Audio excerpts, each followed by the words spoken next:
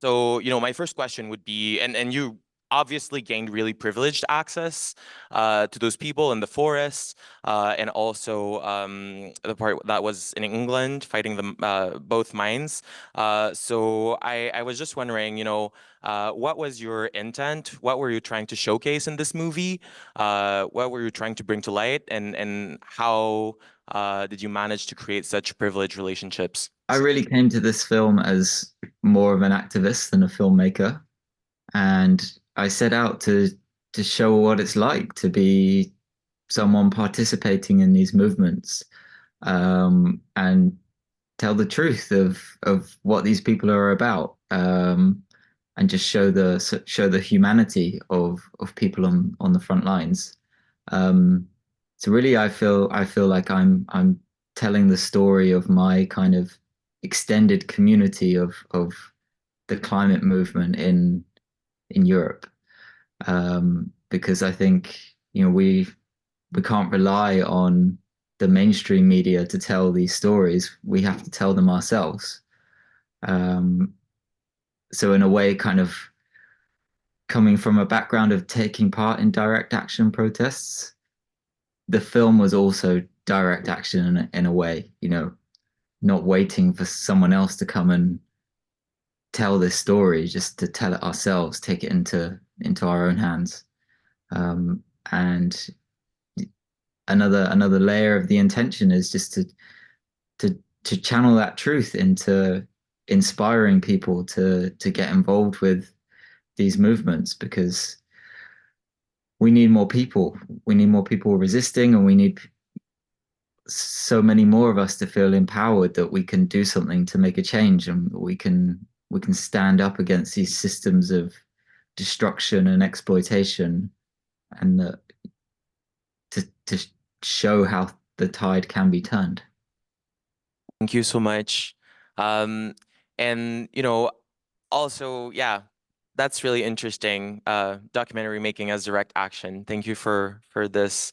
Um, I think, and this is going to be my last question before we open up to the public. But there's this idea. I think the movie really raised a lot of questions for me in terms of our movement's relationship with the law. And law enforcement. Environmentalists have practiced civil disobedience ever since the 70s. There has been sort of a regain of popularity for this style of civil disobedience since the birth of Extinction Rebellion in 2018.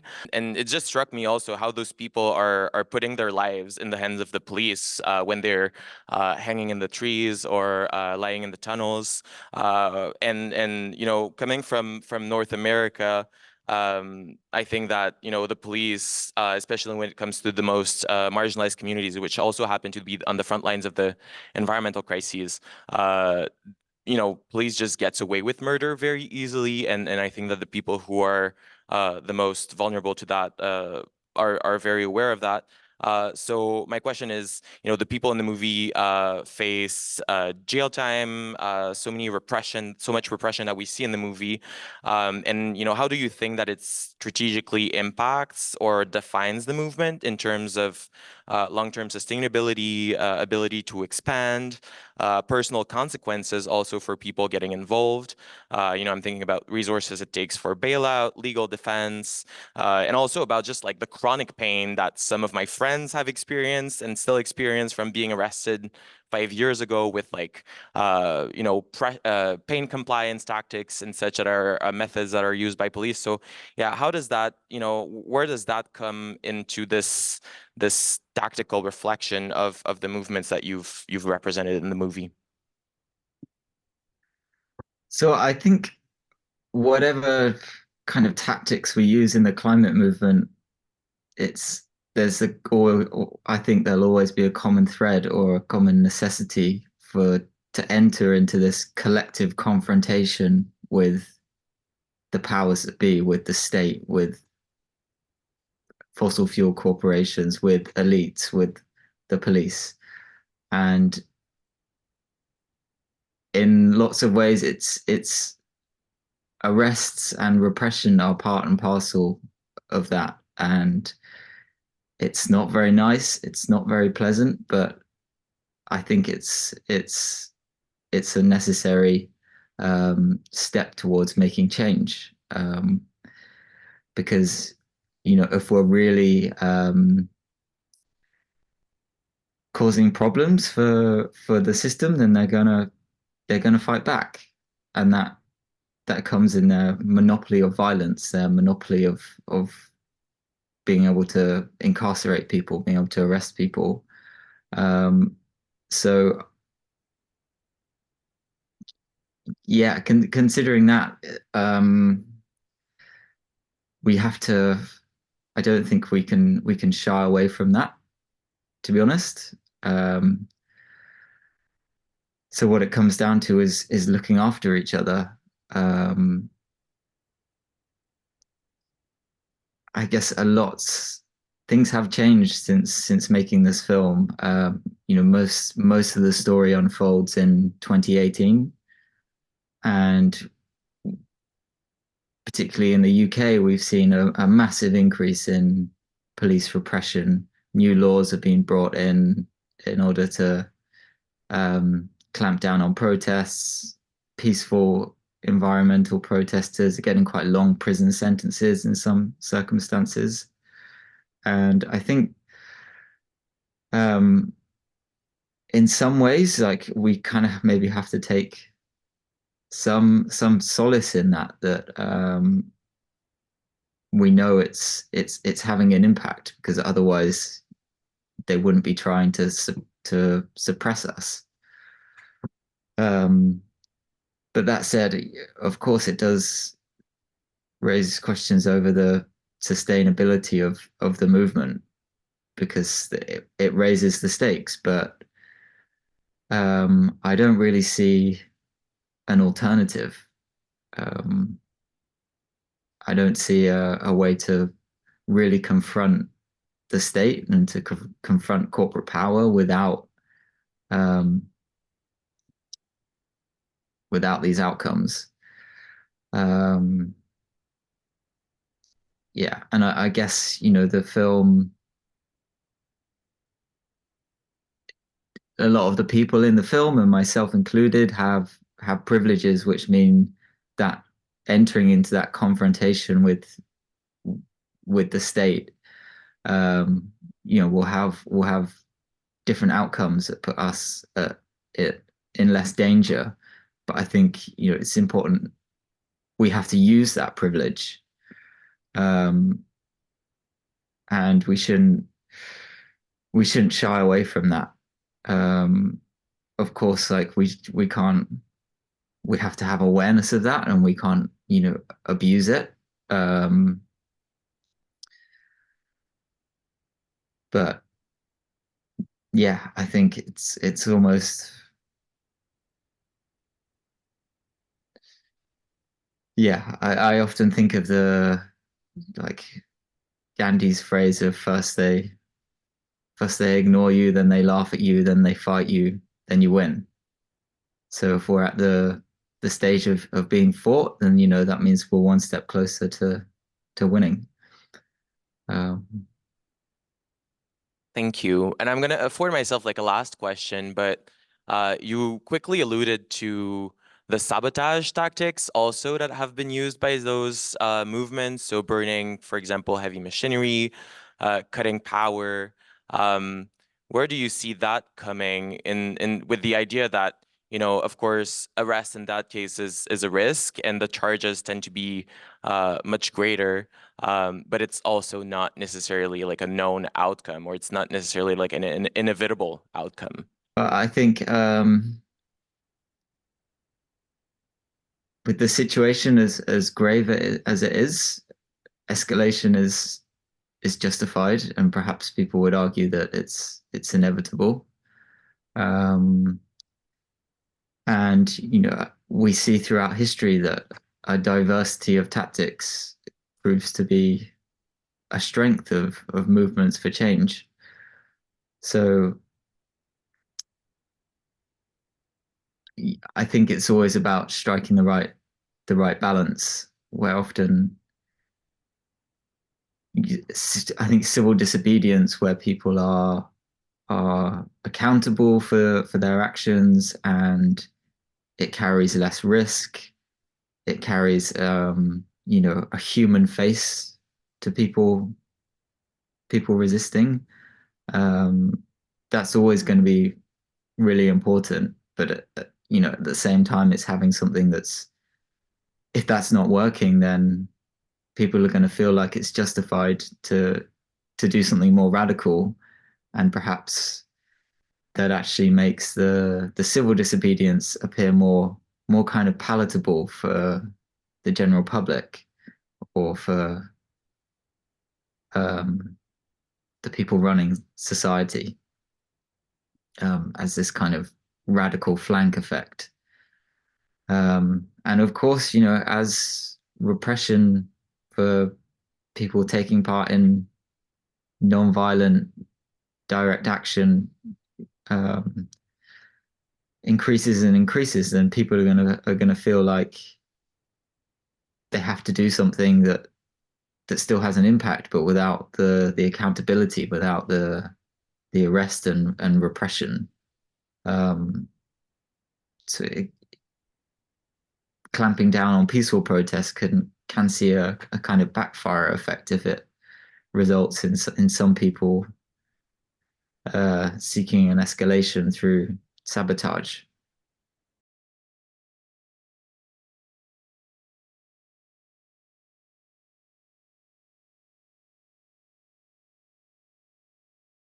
I guess in this film in particular, perhaps what stands out more is the people that we see on the front line taking the direct action. Um, but of course, to make that happen, there's always going to be a movement of people supporting and doing all the less kind of visible parts of resisting, um,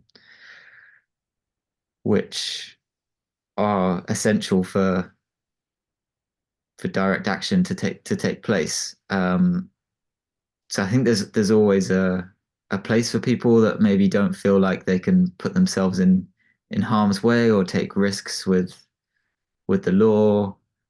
Um, but it's part of the unfolding crisis that we're seeing is people having less and less means, less and less capacity, less agency over our lives, and to stand up and fight back. And I think that's something that we need to connect the dots more with in the climate movement, so as to not kind of make people feel alienated if they can't um, put the resources into being really active in these movements.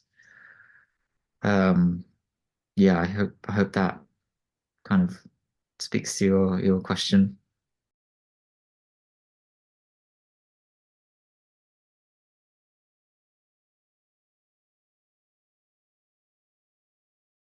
On one hand, we can say, it's one rule for them, one rule for us, that seemingly these laws just don't apply to corporations with political influence and with money and power. But at the same time, we're in this kind of upside down world where huge issues of morality, to do with the survival of life on Earth aren't really covered by the law. So much of this destruction is perfectly legal. So many atrocities in history have been legal. Um, so yeah, we can't equate uh, what's right and wrong to the law, but often it's actually we still have to kind of play their game because those are the rules for the game we've got. Um, and it can have tangible positive outcomes. Um, of course, it didn't in the end, the Great Crested Newt didn't really make a difference, but it was the potential for it was there, and we see that with other environmental issues that it will be within.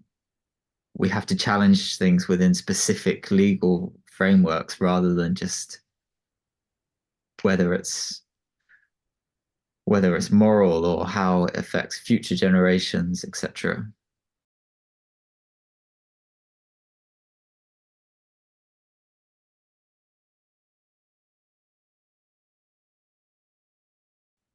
So of course, there's always more that I'd want to say in the film. This is just a snapshot of one two campaigns within a wider intersecting movement. And I guess the intention is not so much to make a kind of it's to make people feel something rather than kind of completely you know, rather than be a kind of manifesto for everything that the movement needs to be. Um,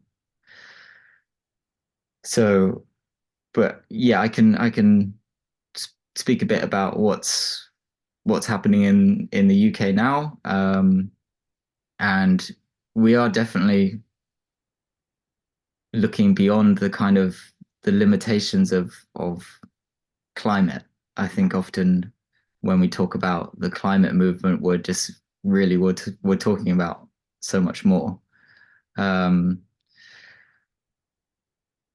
so yeah, for example, we're seeing whether the hostility towards migration in the UK is a really growing issue that is part of what the climate movement is addressing. How we need to take responsibility for our colonialism through history and through the atmosphere today, pushing people from their homes. Um, and I think we need more kind of pragmatism about how are we going to deal with um, hundreds of millions of people coming north. Um, at the moment, we're up against this kind of fear mongering right wing agenda of just saying that it's that governments will be able to stop it. Just this, yeah, like you said, this fortress Europe thing. So I think what we need to do more of is um, shift that narrative into like the inevitability of mass forced migration, and how are we going to deal with that so it works for so as many people can live as possible and live um, fulfilling, safe lives. Um, but it's so hard when the media aren't connecting these dots, and the kind of space that climate protests get in the media is it's so hard to connect these dots in those brief windows. Um, yeah, I hope it's a big topic, but I hope that kind of um, is a provides some useful insight from my perspective.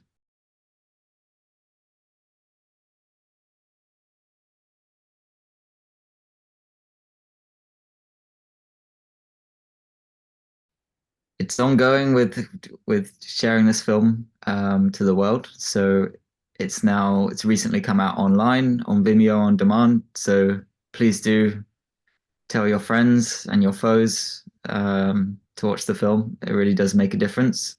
Um, and I'm working on another similar project following more climate protests in the UK, primarily a group called Just Stop Oil, um, who I expect people might have seen in the news. Um, so they're running a campaign to force the government to stop issuing new licenses for fossil fuel extraction.